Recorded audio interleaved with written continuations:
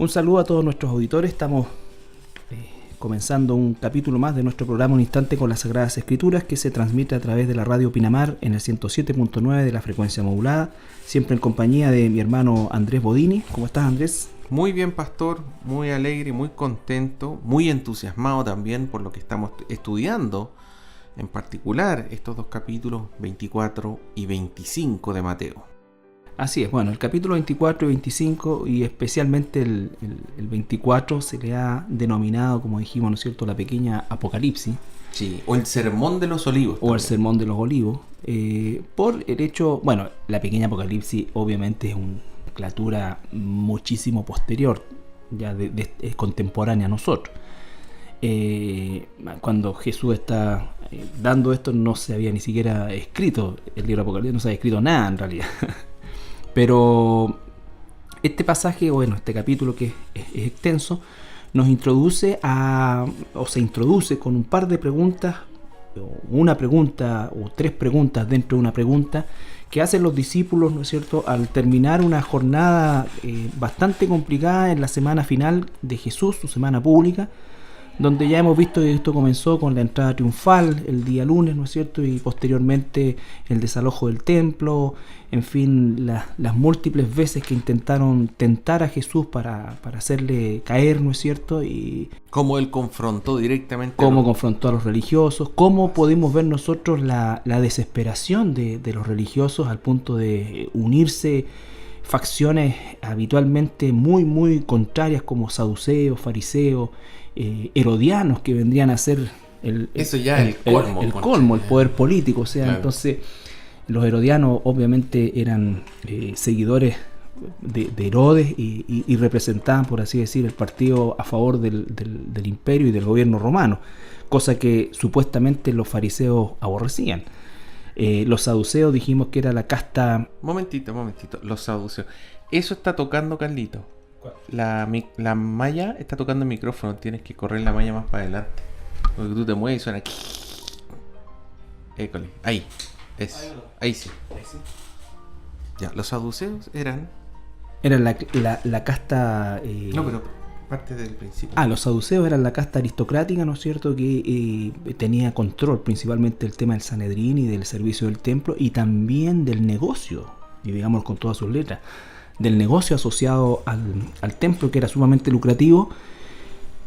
La otra vez estaba leyendo algo en relación a lo que equivaldría a los ingresos de esa semana para los responsables del templo, por la cantidad de gente que asistía, y lo catalogaban alrededor de varios millones de dólares, lo que podían ellos recaudar en esas fechas propiamente tal. Por lo tanto, lo que hizo Jesús al confrontarlo fue realmente algo monumental en todo el sentido de la palabra, y que realmente hizo arder el alma de odio, ¿no es cierto?, el alma de toda esta gente, y lo único que cabía en sus mentes era cómo matar a Jesús.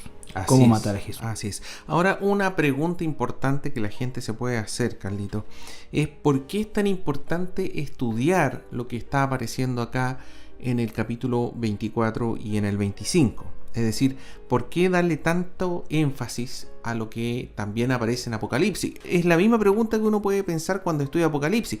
¿Por qué es tan importante estudiar Apocalipsis? Y hay un versículo que aparece en 2 de Corintios 5:11, donde dice, el apóstol Pablo escribe diciendo: conociendo pues el temor del Señor, que a todo esto en inglés se traduce en la Biblia de la King James, ¿sí?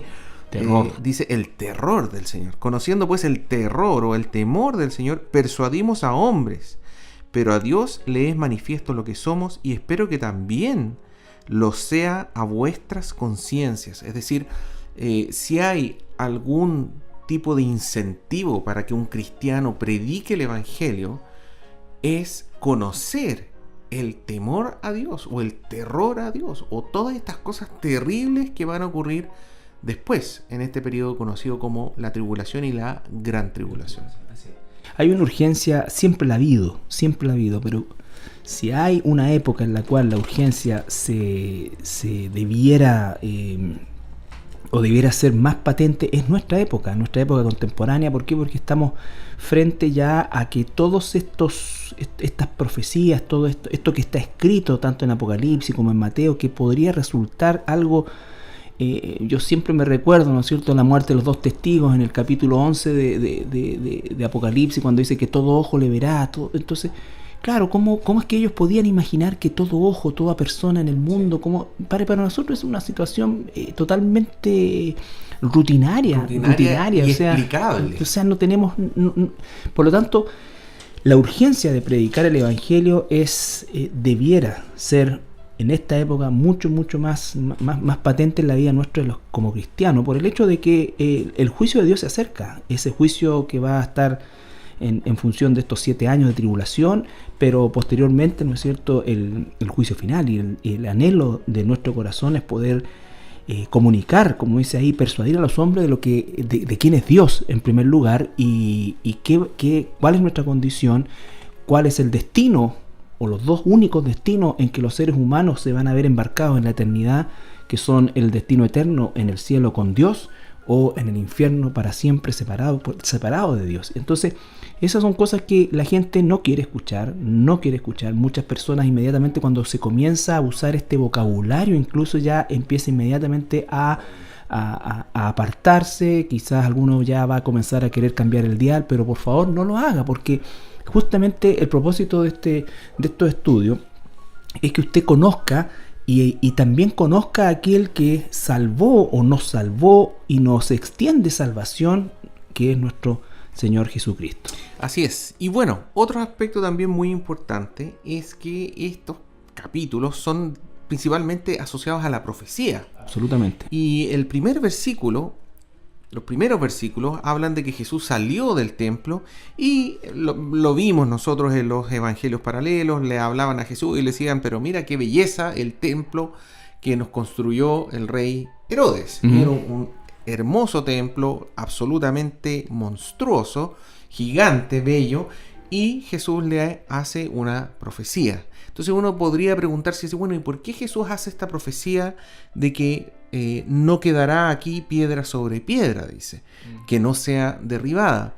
Y es muy importante tener claro de que aquí Jesús nos está demostrando, no nos está diciendo, nos está demostrando que la profecía que viene a continuación es verdad. Uh-huh.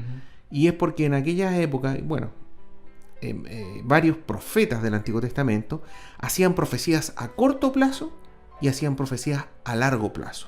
Las profecías a corto plazo demostraban cuáles eran sus credenciales de profeta. ¿Qué era profeta? Claro, y nosotros sabemos, a partir de lo que dijo Jesús en el versículo 2, de que efectivamente esa profecía, que a todo esto es una profecía que sería totalmente tirada de las mechas, por así decir. Uno nunca pensaría que un templo, una estructura, un edificio tan gigantesca como era el templo en aquella época, no iba a quedar piedra sobre piedra. O sea, es una locura de profecía.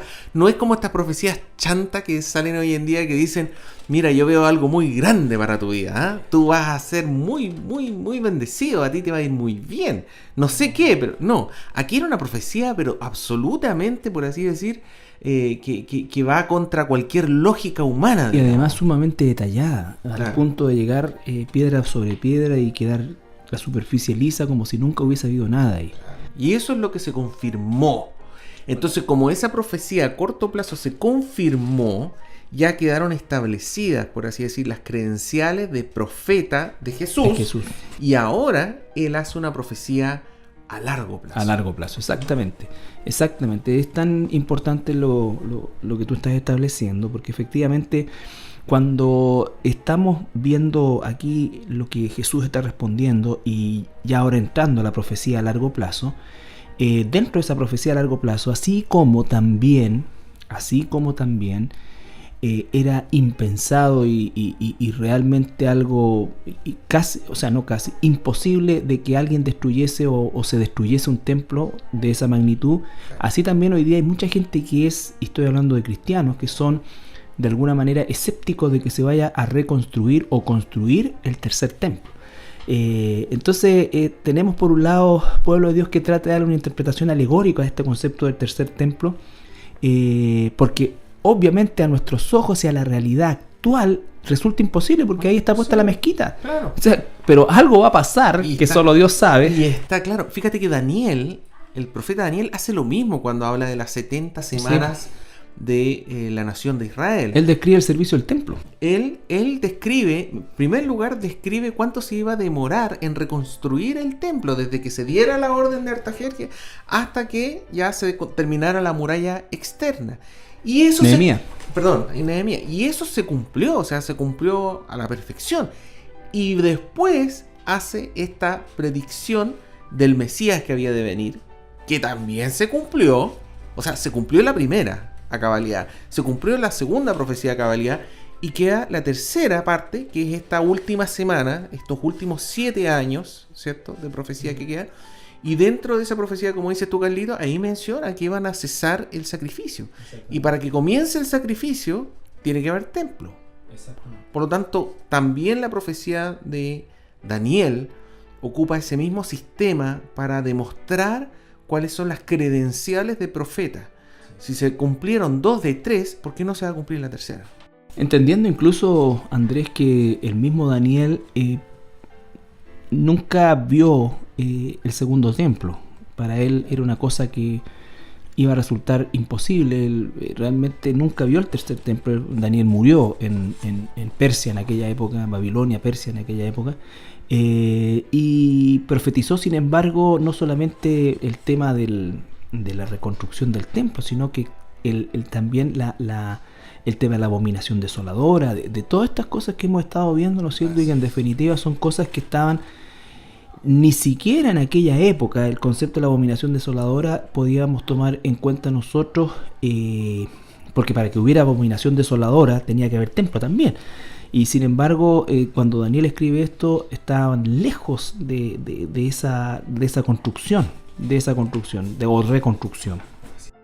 Bueno, y el versículo 3, como mencionabas tú, Carlito, ahí va la pregunta, esta gran pregunta que Jesús se explaya 2 capítulos enteros respondiéndola. Vimos que dentro de la pregunta pedía cuáles eran las señales del final de los tiempos, ¿cierto? Del fin del siglo, dice específicamente. Y vimos en los programas anteriores que habían varias señales asociadas a eso. Había señales que el versículo 8 llama inicio de dolores de parto, pero que son principalmente falsos cristos, gente que va a ser engañada, hambruna, terremoto, guerra, rumores de guerra, dice, persecución de los santos, traición, y finalmente esta predicación también habla de esta predicación del evangelio en todo el mundo. Y termina versículo 15, lo que vimos la semana pasada, la abominación desoladora, una señal inequívoca. Claro, y una señal que además determina el tiempo de todas las anteriores, en el sentido de señal. Obviamente la guerra y todo, como lo hemos dicho muchas veces, y todo lo que se nombra hasta el versículo 14 de alguna manera ha existido en la historia del cristianismo y la historia de la humanidad, pero específicamente hablando de la historia del cristianismo había persecución, traición, todo esto. Pero cuando llegamos al versículo 15, ese versículo 15 es como que encierra en el tiempo futuro todo lo que anteriormente se dijo. Exacto. Entendiendo que se produce hoy mismo, en países musulmanes, en países ateos, comunistas, ¿no es cierto? Hay persecución y muerte, sobre todo en los países musulmanes, de hermanos nuestros. Pero cuando dice, por tanto, cuando va la abominación, en el lugar santo, la abominación desoladora, en la que habló el profeta Daniel, el que le entiende, eso inmediatamente calendariza todos los eventos en esta etapa o en este periodo de 7 años que hace alusión de la semana 70 de la profecía de Daniel. Claro, todas las señales que hablamos anteriormente son señales que, por así decir, podrían darse en mayor o menor grado a lo largo de estos 2000 años. Pero desde el momento que habla de la abominación desoladora, ahí nos está diciendo no. Todas esas cosas van a ocurrir, pero cuando ustedes vean la abominación desoladora, ahí ya estamos entrando, por así decir, en terreno, ¿cómo se llama? En el área chica, digamos. O sea, ahora sí que ya empiezan los dolores de parto. Exactamente. Bueno, hoy día vamos a continuar, ¿cierto? Con el versículo 16 al 28. Mateo capítulo 24, versículo 16 al 28. Entonces, los que están en Judea huyan a los montes. Me voy a permitir leer otra del versículo 15 para que usted enganche con ese entonces. Claro. Por tanto, cuando veáis en el lugar santo la abominación desoladora de la que habló el profeta Daniel, el que lea entienda. Entonces, los que estén en Judea huyan a los montes. El que esté en la azotea no descienda para tomar algo de su casa. Y el que esté en el campo no vuelva atrás para tomar su capa. Mas, hay de las que están encintas en aquellos y las que críen en aquellos días. Orad pues, que vuestra huida no sea en invierno ni en día de reposo. Porque habrá entonces gran tribulación, cual no la ha habido desde el principio del mundo hasta ahora, ni la habrá. Y si aquellos días no fuesen acortados, nadie sería salvo. Mas, por causa de los escogidos, aquellos días serán acortados. Entonces, si algunos dijeren, mirad, aquí está el Cristo, o mirad, allí está, no lo creáis, porque se levantarán falsos cristos y falsos profetas, y harán grandes señales y prodigios, de tal manera que engañarán, si fuere posible, aún a los escogidos. Ya os lo he dicho antes. Así que, si os dijeren, mirad, está en el desierto, no salgáis, o mirad, está en los aposentos, no lo creáis. Porque como el relámpago que sale del oriente y se muestra hasta el occidente, así será también la venida del Hijo del Hombre. Porque donde quiera que estuviera el cuerpo muerto, allí se juntarán las sangre. Bueno, muy completo este texto, Carlito, pero al mismo tiempo muy revelador, porque nos está diciendo, y Jesús una vez más, y la Escritura en general, cuando las cosas son importantes y relevantes, las repiten. Y las explican con peras, las explican con manzanas, de una forma u otra, digamos, pero para que la gente entienda. Y tenga la máxima claridad. No es un versículo aislado, ni dos versículos aislados, son varios. Y Jesús en este caso es quien nos está insistiendo una y otra vez, digamos. Partiendo por el versículo 16, ¿cierto? Entonces los que estén en Judea huyan a los montes. Bueno, si entendemos nosotros que durante este periodo de 7 años va a existir un estado, diríamos nosotros, de un gobierno o de una confederación, como dice la Escritura, de 10 reyes o de 10 gobernantes, en las cuales en un momento determinado la figura del anticristo va a emerger como el líder principal, bueno, dicho sea de paso, todo lo que está sucediendo hoy día se encamina hacia eso. Recuerden, estamos hablando de globalización, se está hablando ya de un mundo unido a todo nivel. Somos más diferentes que nunca, pero sin embargo estamos de alguna manera ligados más que nunca, y todo esto está preparándose justamente para que se pueda ejercer este control mundial por parte de esta federación de 10 gobernantes o de 10 líderes, de los cuales el anticristo va, por supuesto, como dije anteriormente, a emerger como el líder principal. Y una de las cosas que va a suceder al momento de esta, o inmediatamente posterior a la abominación desoladora, que ocurrirá dentro de la mitad o a la mitad de esa semana 70, es decir, a los 3 años y medio, tal como dice el profeta Daniel, a la mitad de la semana se va a cortar el sacrificio todo, y la persecución va a comenzar de manera feroz. Por eso es que la urgencia de huir. Y a los primeros que va a comenzar a perseguir es a los judíos. A los que están en Judea, dice. Claro, a los que están judíos. ¿Por qué? Porque el anticristo va a estar en Jerusalén. Bueno, nos confirma, este versículo nos confirma que la abominación desoladora que dice ahí del lugar santísimo o del lugar santo se refiere al templo. Al templo. Entonces nos confirma. ¿Por qué? Porque justamente lo primero que nos dice, los que estén en Judea, huyan a los montes. Exacto. Huyan a los montes.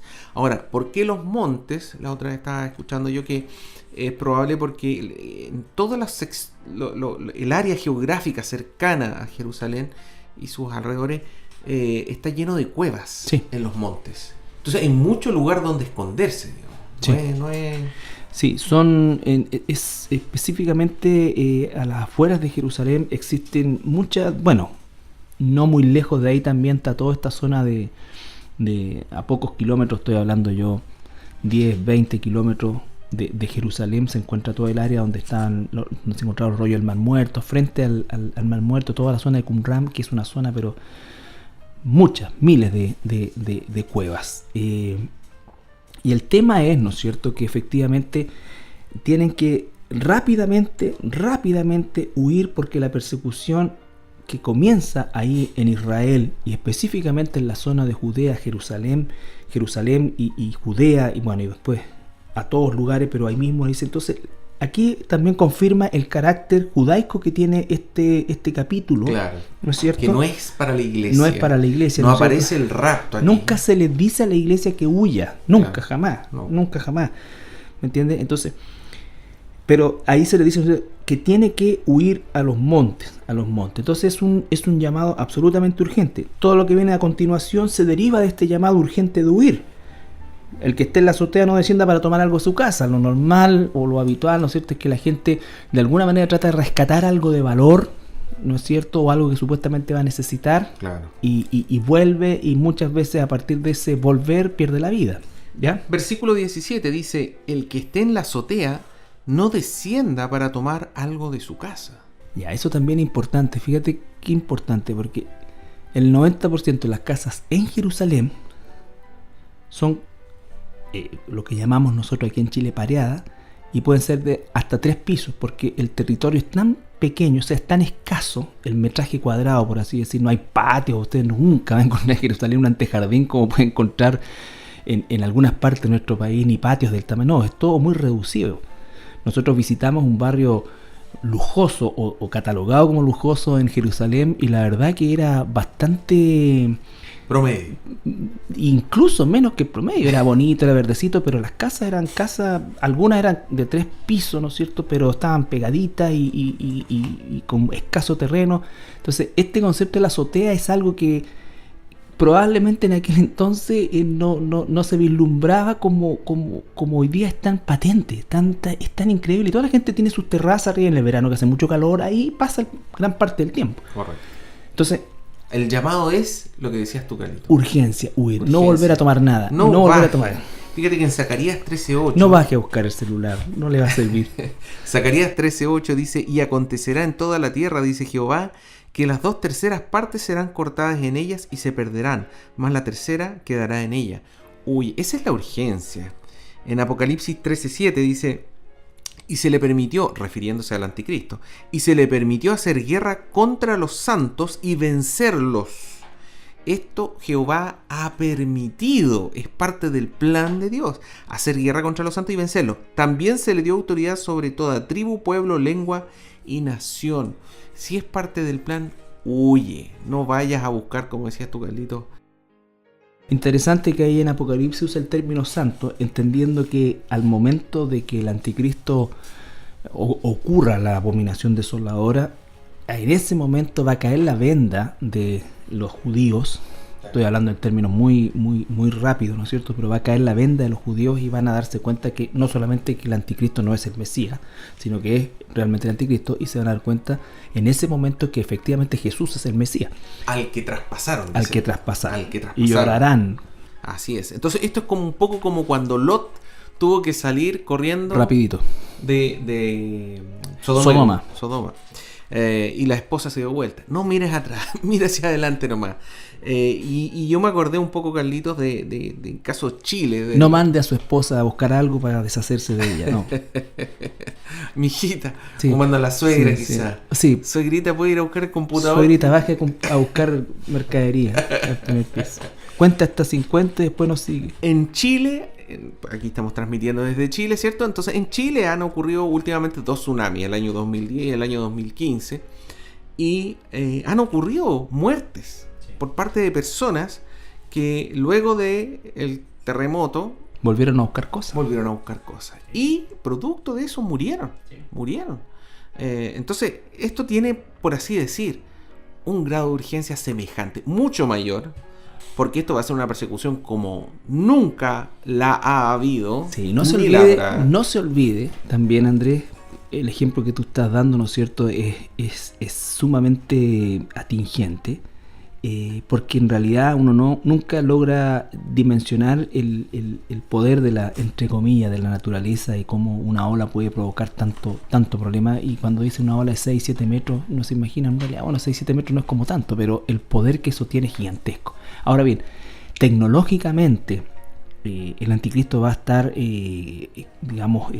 equipado para hacer una persecución, una operación, podríamos decirlo, peineta, muy efectiva en el sentido de la rapidez, en fin. O sea, imagínense la tecnología que tenemos en este tiempo, 2000 años después. El otro día se habían perdido unos andinistas en un cerro, mandaron estos drones. ¿Usted cree que el anticristo no va a mandar drones o cualquier tecnología que tenga a las partes más remotas de los cerros? Y no solamente drones, sino que estos aviones con armamento. Con armamento, con cámaras infrarrojas. ¿Quién sabe la tecnología que va a haber en ese momento con la velocidad que está ocurriendo hoy en día? Versículo 18. Y el que esté en el campo no vuelva atrás para tomar su capa. Fíjese el sentido de urgencia. O sea, los que están en la ciudad, ¿no es cierto? Los que están en la ciudad. Los que están en su casa. En su casa, en la ciudad, no bajen a buscar nada. El que esté en el área rural, ¿no es cierto? Que en Israel también existe, tampoco vuelvan a buscar algo, ¿no es cierto? Porque normalmente si uno se pone a trabajar en el campo, no está abrigado, no. ¿Cierto? Porque hace mucho calor, es labor física, qué sé yo. Entonces en este caso se saca la capa, se saca su chaqueta, su carpa, su abrigo, lo que sea, digamos. Y probablemente lo hace cerca de la casa, del lugar donde se almacena, qué sé yo, y se pone a trabajar en la mitad del campo. La urgencia es tal que el Señor le dice, donde estés parado, huye a los montes, directo, huye, no mires atrás. Eso es justamente porque tiene mucha relación con el tema de la mujer de Lot, por el hecho de que inevitablemente nosotros tendemos a querer... ¿cómo lo puedo decir? Querer de alguna manera no creer en Dios y creer más en lo que nosotros necesitamos, ¿no es cierto? Y este tema consiste, obviamente aquí hay un tema de exageración, quizás puede usted pensar, porque el tema de fondo es la urgencia, la realidad es esa, la urgencia, pero a lo mejor alguien no va a bajar probablemente a la azotea a buscar algo puntual, sino que lo que está diciendo es cómo es que la mente humana está en un momento determinado tan ensimismada con las cosas del mundo, aun cuando viene el cataclismo más grande. Ustedes fíjense que el Titanic se estaba hundiendo y la gente estaba de alguna manera, ¿no es cierto?, guardándose las cosas y en medio del océano. ¿De qué te va a servir? Al contrario, mucha gente se ahogó por el peso de las cosas que llevaba. Se dieron vuelta barcos de estos botecitos de salvavidas porque la gente no quiso dejar cosas que eran de valor. Entonces, esto mismo, o sea, nuestro pensamiento de la mujer de Lot estaba viviendo de manera atroz en Sodoma, pero sin embargo igual algo de valor, sentía ese espíritu de apego a lo que Dios quiere que nos deshagamos, especialmente en este tiempo. Entonces, muchas veces nosotros, los seres humanos, solamente nos damos cuenta de esto cuando estamos evidentemente a puertas de la muerte. Siempre estamos con la posibilidad de morir, pero cuando se le diagnostica una enfermedad terminal y estas cosas, ahí es como que la gente empieza a darle tiempo a las cosas trascendentales. Ahí recién la gente se sienta para pensar lo que está haciendo. Exactamente. Eso es algo que nosotros debemos hacer a diario.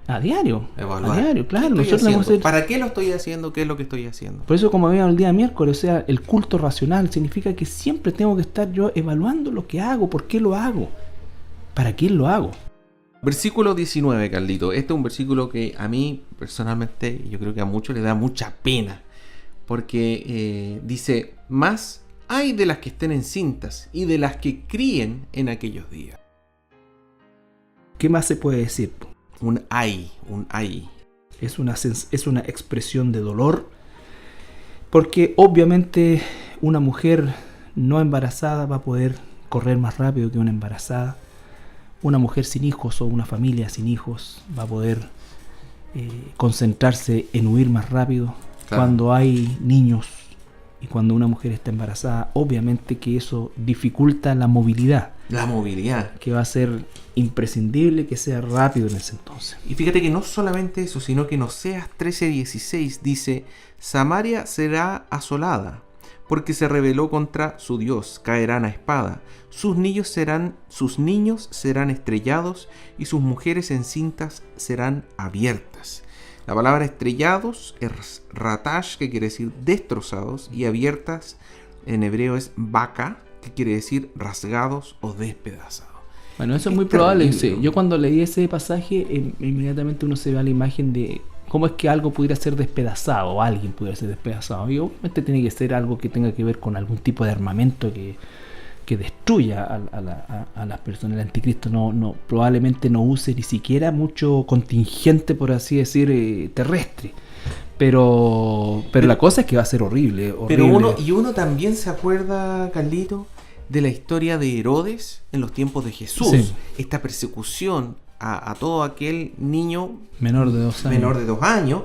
Y también es semejante a Egipto, ¿cierto? Con Faraón haciendo la persecución cuando estaba Moisés. Es decir, si el espíritu de Satanás estaba actuando en esas dos instancias, puede que no solamente se refiera a que las mujeres encintas y que estén con crías pequeñas, con niños pequeños, van a tener un escape más dificultoso, sino que va a haber una especial persecución a ellos. Exactamente, un odio, un maltrato, algo terrible, digamos, enfocados a ellos. Fíjate que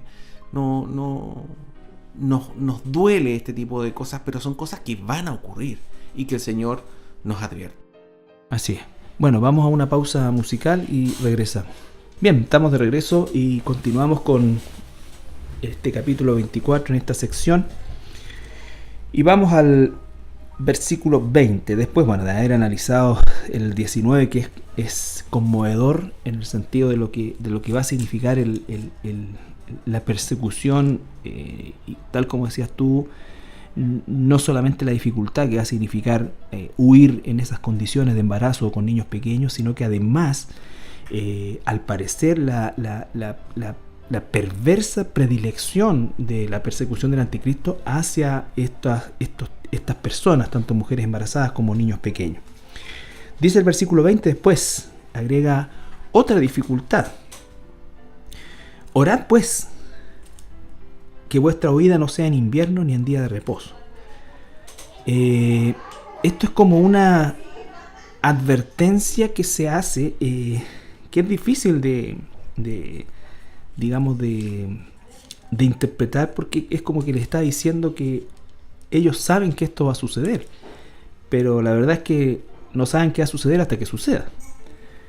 Pero está diciendo, ¿no es cierto?, por lo tanto, a nosotros probablemente, a nosotros en un sentido de que oremos para que exista tal misericordia de que cuando ocurran estas cosas, por decirlo de alguna manera, existan las mejores condiciones climáticas o ambientales para que más gente se salve. Se me ocurre algo de esa manera. Pero... Así es, Carlito, así es. O bien, no es un proceso, no es una ventana tan pequeña en la que ellos pueden huir, pero el Señor la presenta con suma urgencia, justamente por lo que dices tú, porque nuestra naturaleza carnal es quedarnos un día, otro día, una semana, 2 semanas, y puede que llegue hasta el invierno, digamos. Exactamente. Y en este caso, ¿cierto? En el caso de invierno, ya estamos hablando de que hay partes de Israel donde nieva, sí. Hay partes donde hay bastante lluvia, y todo eso retrasa y dificulta aún más esta huida.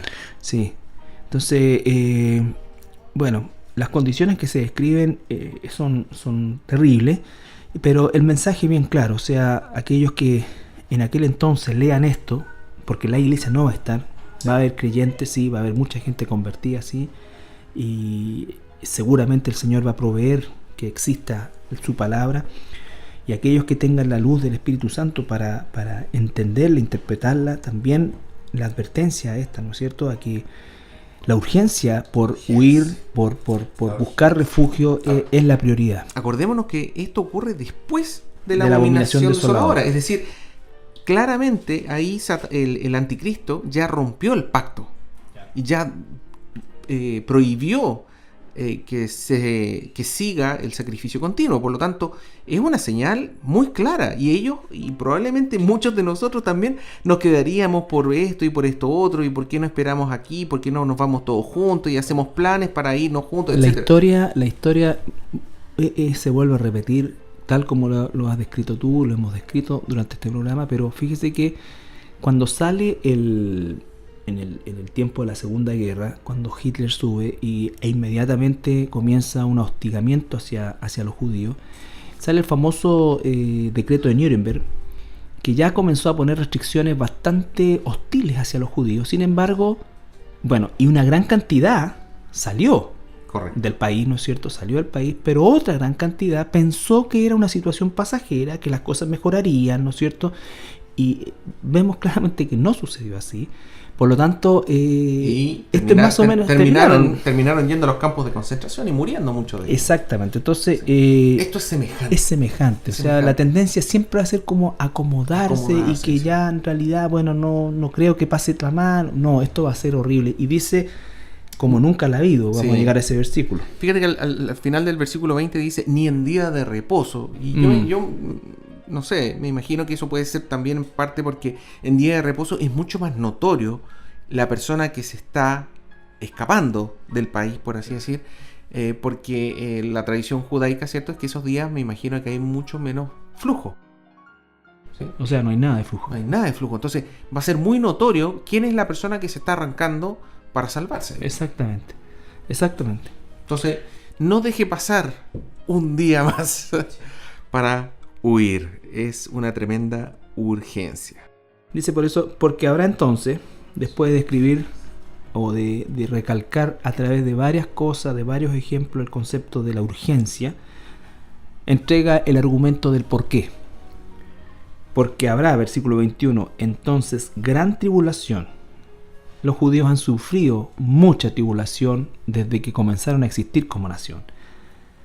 Sin embargo, en este momento el Señor Jesucristo está diciendo cuál no la ha habido desde el principio del mundo hasta ahora, ni la habrá. O sea, ni siquiera la Segunda Guerra Mundial, el holocausto de los judíos de la Segunda Guerra Mundial se va a comparar con la persecución y el holocausto que va a haber en esta época. Los campos de concentración van a ser como Plaza Sésamo al lado de la persecución, muerte y crueldad que va a tener el anticristo especialmente o inicialmente hacia la nación de Israel, a todo el que se le oponga, ¿no es cierto? Pero con especial odio hacia Israel, al pueblo de Dios, que en ese entonces, dice, ¿no es cierto?, según lo que nos dice Romano, que los judíos abrirán los ojos y entonces todo Israel o ese remanente que va a sobrevivir o que va a morir por causa de que su velo ha salido y de entender, será salvo, ¿no es cierto? Sin embargo, el precio es altísimo en términos de la forma, no solamente de morir, sino que la forma de morir.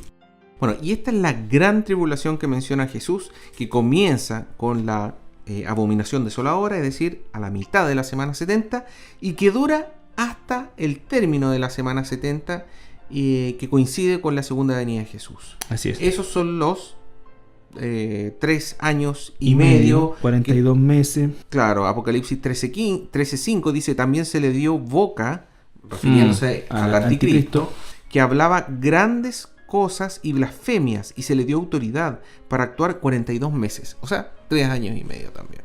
Entonces, se confirma que esta gran tribulación que habla Jesús en el versículo 21 va a durar 3 años y medio. Así es. Versículo 22.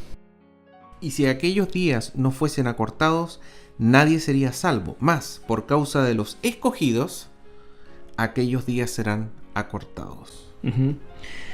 Bueno, acá obviamente está hablando en dos sentidos de acortado. Aunque dice que son 3 años y medio, según los cálculos que se van haciendo, ¿no es cierto? No van a alcanzar a ser 3 años y medio.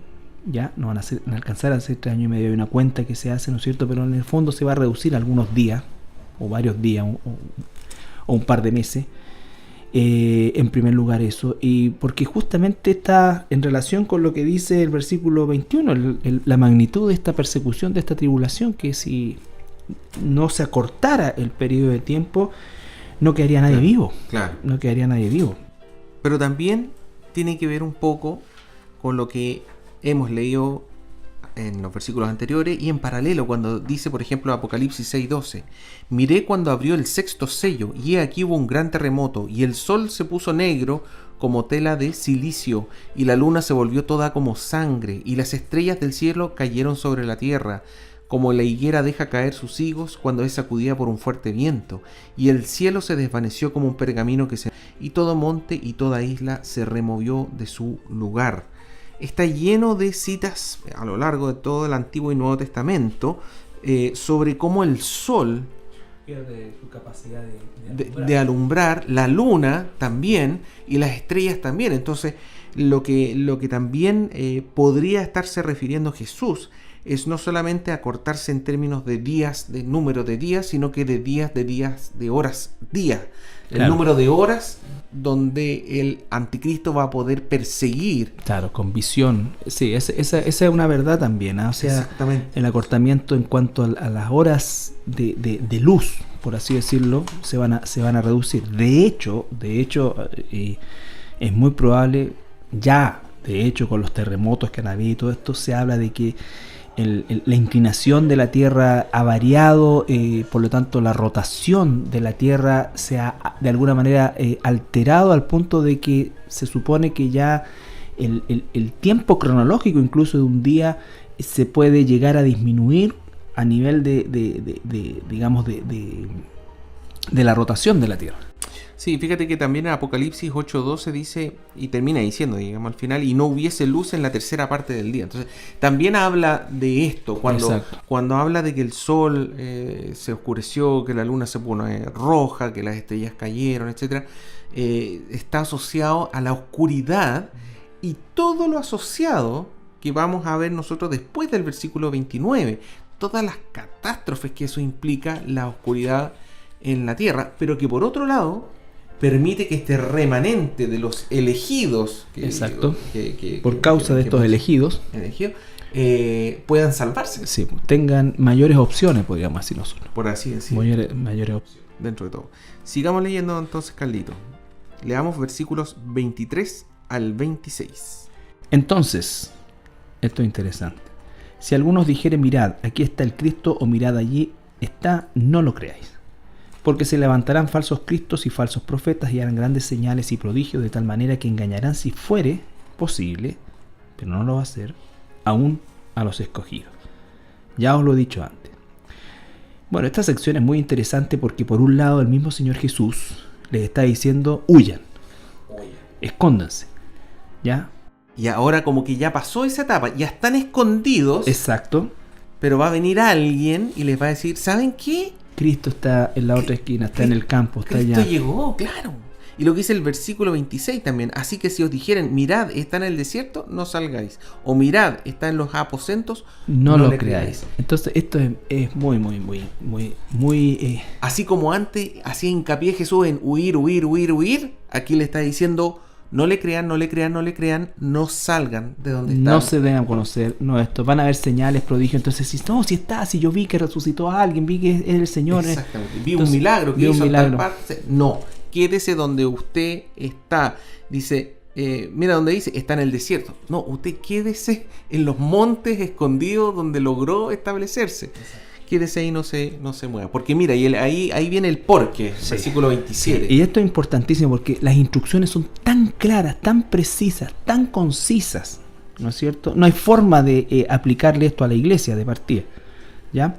Pero son tan claras las instrucciones que la verdad tengo la absoluta certeza de que los hermanos en aquel entonces van a tener esta palabra y esta palabra les va a entregar la luz justamente para no salir, para no ser engañado.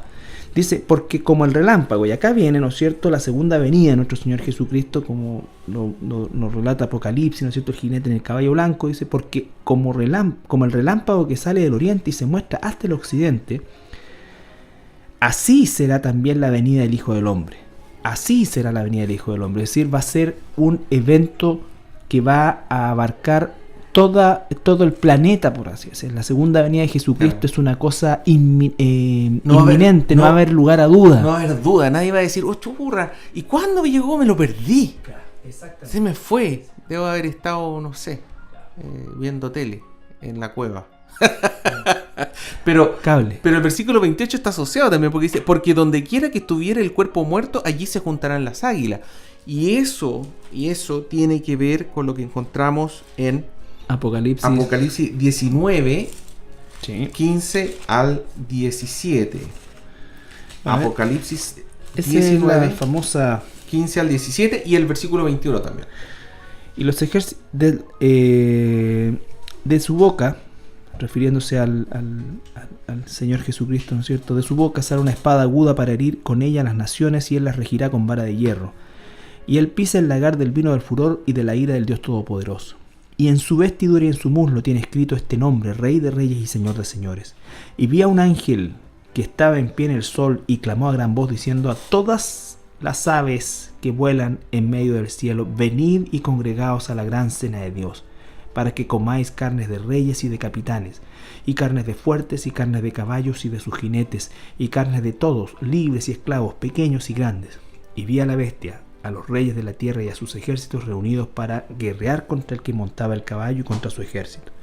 Y la bestia fue apresada, y con él el falso profeta que había hecho delante de ella las señales con las cuales había engañado a los que recibieron la marca de la bestia y habían adorado su imagen. Y todos fueron lanzados vivos a un lago de fuego que arde con azufre.